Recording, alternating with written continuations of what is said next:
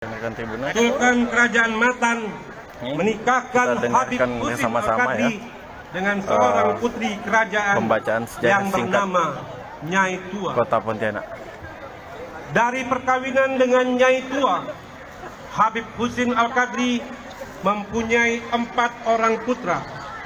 Salah satunya adalah Syarif Abdurrahman yang di kemudian hari dinikahkan dengan putri Matan yang disebut Nyai Tengah dan Nyai Bungsu.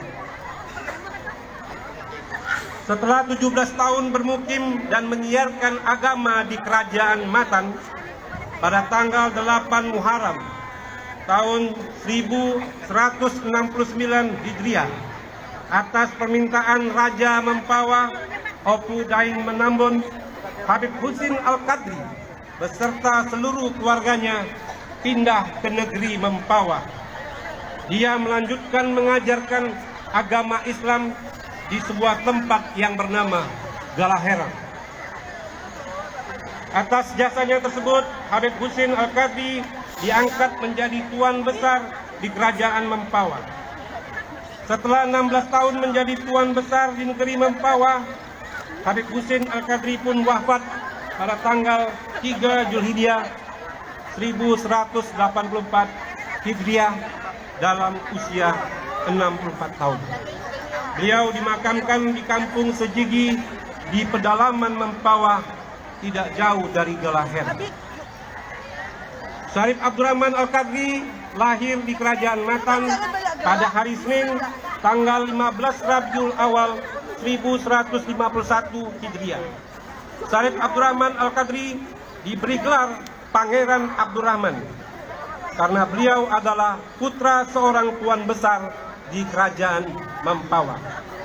Sebagai anak laki-laki tertua, Syarif Abdurrahman Al-Qadri telah menunjukkan sifat yang pemberani dan giat dalam menuntut ilmu.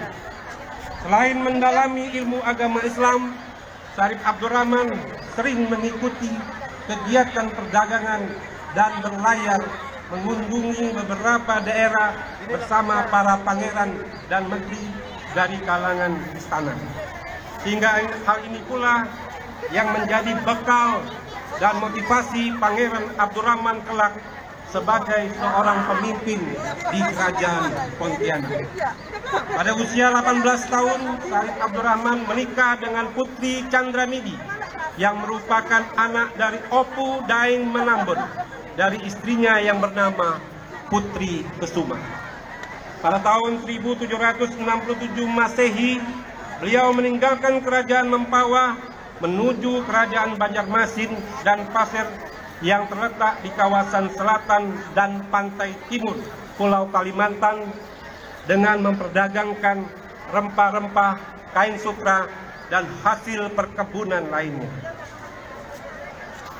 Di Banjarmasin, Syarif Abdurrahman diangkat sebagai menantu oleh Sultan Sa'ad dan mengawini Ratu Syahranom, dan ia diberi gelar Pangeran Syarif Abdurrahman Nur Alam. Perkawinan tersebut selain bertujuan untuk mengembangkan tali kekerabatan antara Kerajaan Banjar dan Kerajaan Mempawah, juga merupakan perpaduan aliansi 3 kerajaan di Kalimantan, yaitu Kerajaan Mempawah, Kerajaan Matan, dan Kerajaan Banjar. Dengan keinginan yang kuat untuk mencari tempat pemukiman yang baru guna mendirikan sebuah kerajaan, maka pada tanggal 8 Rajab 1145 Hijriah, Syarif Abdurrahman beserta rombongan melanjutkan perjalanan meninggalkan Mempawah. Setibanya di muara Sungai Peniti, tepat pada waktu zuhur, Syarif Abdurrahman beserta rombongan memutuskan untuk berhenti sejenak guna melanjutkan sholat zuhur yang sekarang terkenal dengan nama Tanjung Johor atau Segedung. Syarif Abdurrahman beserta rombongan akhirnya memutuskan untuk bermalam di sana. Namun karena merasa daerah tersebut kurang cocok untuk dijadikan tempat menetap, maka Syarif Abdurrahman beserta rombongan melanjutkan perjalanan mudik ke hulu sungai.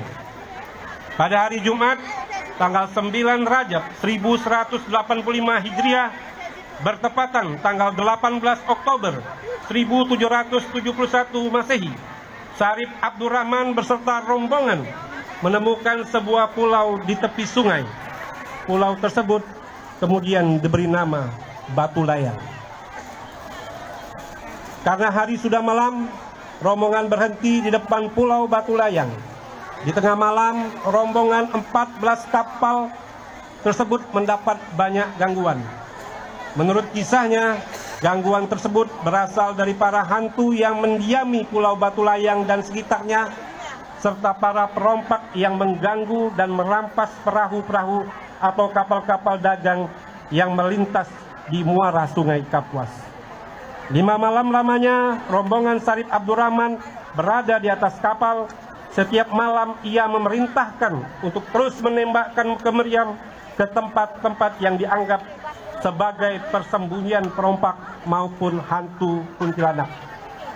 Akhirnya pada dini hari tanggal 14 Rajab 1185 Hijriah bertepatan dengan tanggal 23 Oktober 1771 Masehi, Syarif Abdurrahman memerintahkan untuk berlayar memasuki kawasan perairan di pertemuan antara Sungai Landak dan Sungai Kapuas. Tepat pukul 8 pagi, Syarif Abdurrahman beserta para pengikutnya mendarat di tepian Sungai Kapuas. Ia merasa yakin bahwa tempat ini sangat baik untuk pemukiman bagi anak dan seluruh keturunannya. Mereka mulai membersihkan pohon-pohon serta mendirikan surau yang sekarang menjadi Masjid Jami Sultan Syarif Abdurrahman. Selain mendirikan surau, Syarif Abdurrahman juga mendirikan keraton yang letaknya menjorok ke darat sekitar 800 meter dari surau tersebut. Pada awal didirikan, bangunan keraton sangat sederhana, terdiri dari atap dengan bahan daun ilalang serta dinding tersebut terbuat dari bambu.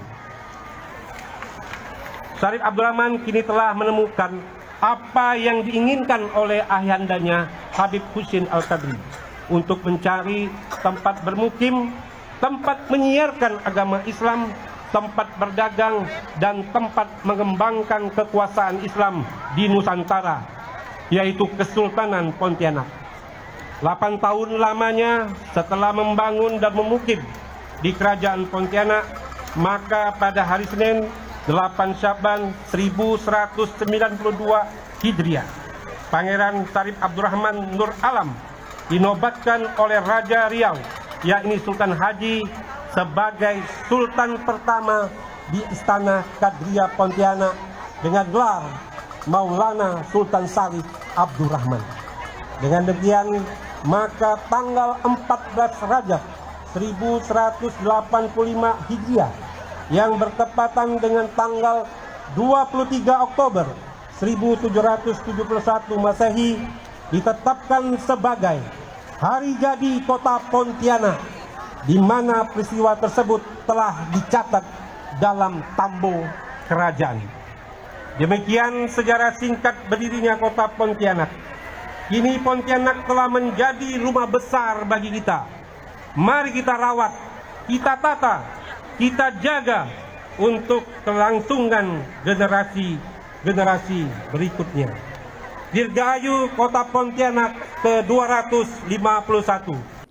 Terima kasih telah menonton. Jangan lupa like, share, subscribe, dan klik lonceng ya.